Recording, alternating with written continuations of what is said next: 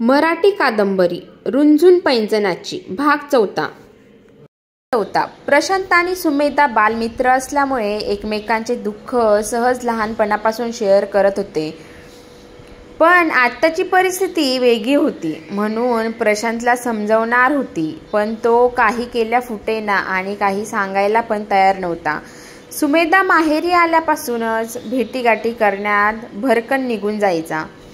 दिवस कसा गेला सुमेधाला कळले देखील नाही.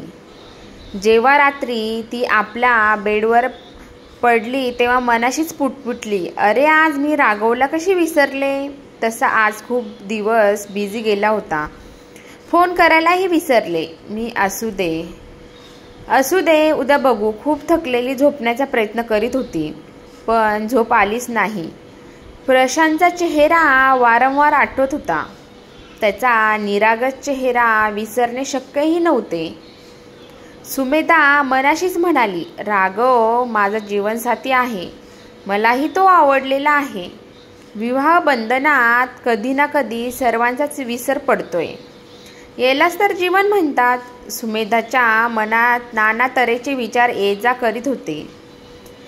ती गोंधळलेल्या अवस्थेत होती आणि सारखाच विचार करीत होती. फक्त 4च दिवसाकरिता ती माहेरी आलेली होती. दुसऱ्या दिवशी तिची मैत्रीण सई भेटायला आली. सई म्हणाली, का बा सुमे, आता तुझी मज्जाच मज्जा आहे. आमचे राघव जिजू तुला खूप आवडलंय वाटतं. आमचे राघव जिजू तुला खूप भावलंय वाटतं. तू आवडलीस की नाही त्यांना? तुला ते प्रेम करता की नाही? सुमेधा म्हणाली, चल चावट कुठली, काही पण बोलू नकोस. तरी पण सई सारखी खोदून प्रश्न करीत होती. सई म्हणाली, तुझी निश्चल प्रेमाची परिभाषा काय आहे? सुमेधा म्हणाली, अगं प्रेम बिम काय आपल्या हातात असते. ती अंतरात्म्यातून उमलणारे फुलाप्रमाणे स्वच्छ सुंदर निर्मळ भावना असते. त्यात मुळीच स्वार्थ नसतो. सई आपल्या घरी निघून गेली. तिच्या प्रश्नाचं उत्तर कसं आणि काय द्यावे अशा अवस्थेत सुमेधाला झोप लागली नाही. ती अजूनच विचार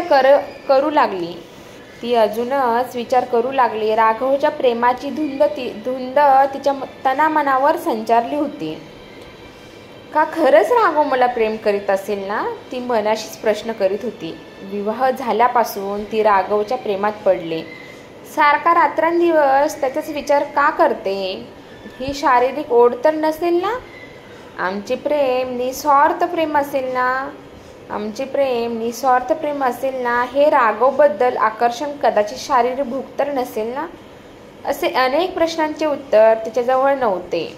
एक उदास सोडून स्वतःच म्हणाली, मी एक परिपक्व विचारांची मुलगी आहे. मी काही बालिश नाही. मला सर्व समजतंय. मला राघवशिवाय प्रिय आज कुणीच नाही. साहित्यिकांनी या प्रेमावरती किती उदाहरण दिलेली आहे. ती सर्व मिलनांच्याच गोष्टी करतात. जसे सागर आणि सरितेचे जेव्हा मिलन होते त्यालाच तर प्रेम म्हटलेले आहे. पृथ्वी आणि आकाश मिलनालाच ही प्रेमाची उपाधी दिलेली आहे. ती जरी कधी मिळत नसेल तरीही, तसेच आई आपल्या बाळावर अतिशय प्रेम करते, तरी पण बाळाला आपल्या आईच्या सानिध्याची गरज असते. या प्रेमालाही निर्वाज म्हटलेले आहे. मायलेकाच्या या प्रेमालाही जगात तोड नाही. त्यात स्वार्थ वगैरे काही नसतो. प्रेम म्हणजे आंतरिक भूक असू शकते आणि ती भूक सर्वांनाच असते. मग ती असा का बरं विचार करते? मला खरं प्रेम काही उमगत नाही का? यालाच प्रेम म्हणतात. बस उद्या सईला मी हे सांगणार.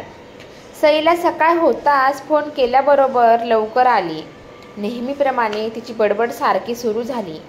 सुमेधाचे भाऊ पण तिला चिडवत होते, ताई आता आम्हाला विसरणार. तिच्या सासरी खूप प्रेम करणारी लोक आहेत. आईबाबांचे डोळे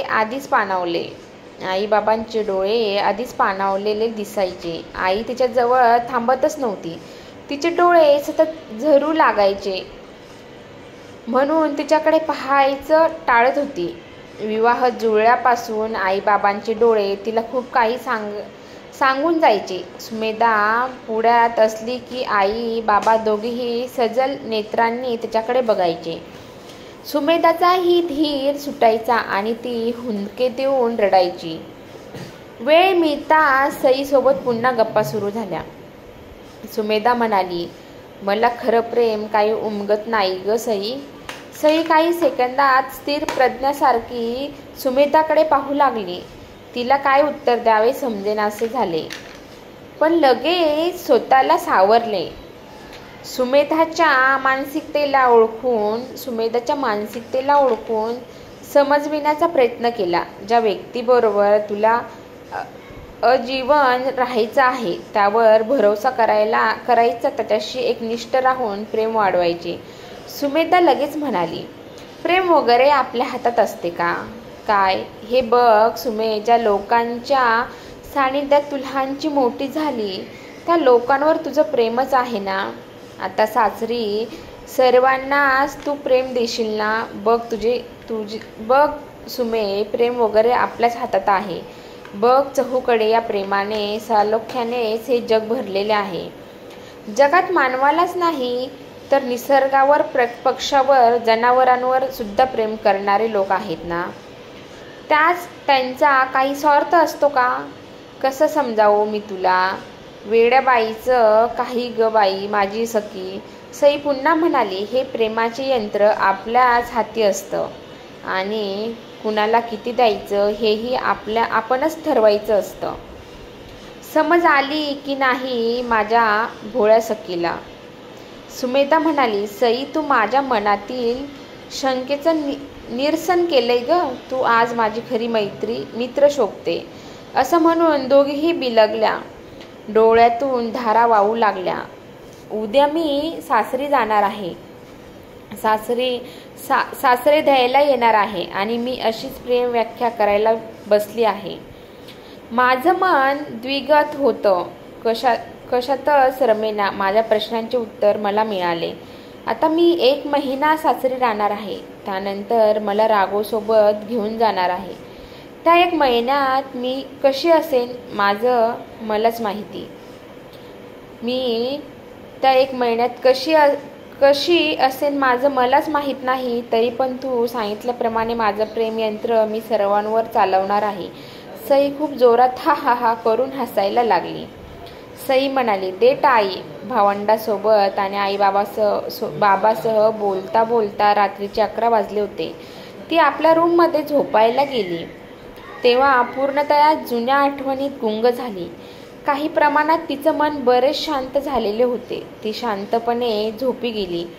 दुसऱ्या दिवशी थोडी उशिरा उठली आणि आज सासरचे लोक घ्यायला येणार आहेत म्हणून ती स्वतः पूर्ण लक्ष देऊन स्वयंपाकाचं बघायला लागली.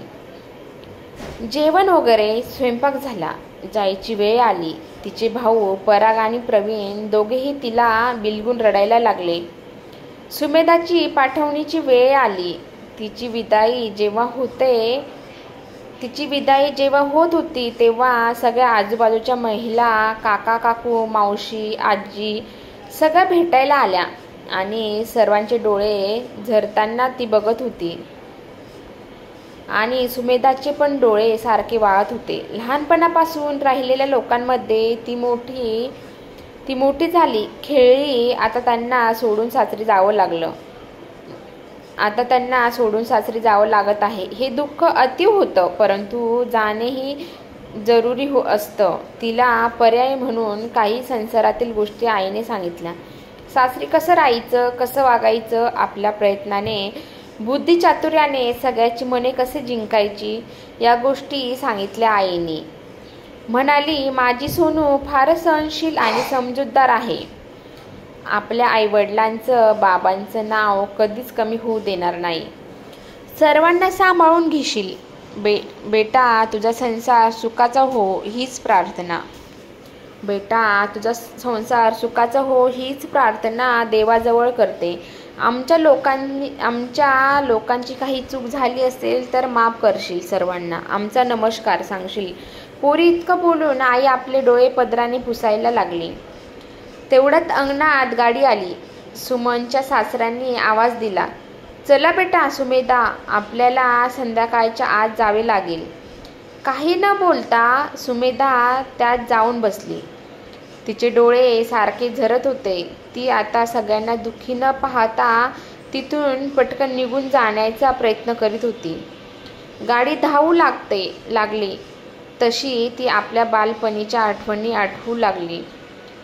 चल चित्रा, सारखी तिच्या बालपणीच्या आठवणी तिच्या समोर येऊन सर्व गोष्टी, आईबाबांची, भावांची आठवण अजून सतावू लागली. त्यांनी जेवण केले असेल की नाही की रडतच बसले. त्यांनी जेवण केले असतील की नाही की रडतच बसले असतील. नाही ते विचार त्यांच्या मनात घोळू लागले. बाबांचा आवाज कानी आला, चला आपलं घर आलंय. तितक्यात आईचा आवाज आला, ए बेटा लक्ष्मी पावलाने ये, तुला ओवाळणी घालते. आईने तिची दृष्टी काढली आणि ओवाळणी केली. नणंद आनंदात होती. आता वहिनी आली, आता खूप गोष्टी करूया. खूप गोष्टी करूया आम्ही दोघे, नाही का ग वहिनी? आई म्हणाली, हो ग, पण उद्या करा खूप गोष्टी. आधी जेवण करून तिला आराम करू दे. प्रवासाने थकली असेल, रात्र बरीच झाली. जा बेटा आपल्या रूममध्ये आराम कर. ती आत रूममध्ये गेली. झोपायच्या तयारीत असताना माहेरची आठवणच करीत होती. तेवढ्यात तिचा मोबाईल वाजला. राघवचा फोन होता. त्याच्याशी काय बोलायचं तिला समजत नव्हतं. हो नाही उत्तर देऊन गुड नाईट करून ती निवांत झोपी गेली. झुंझुन पैंजणाची कात सुंदर कादंबरी आहे. या पुढील भाग 5 लवकरच घेऊन येणार आहे. तर तुम्ही चॅनलला सबस्क्राईब करा, लाईक करा, शेअर करा. थँक्यू.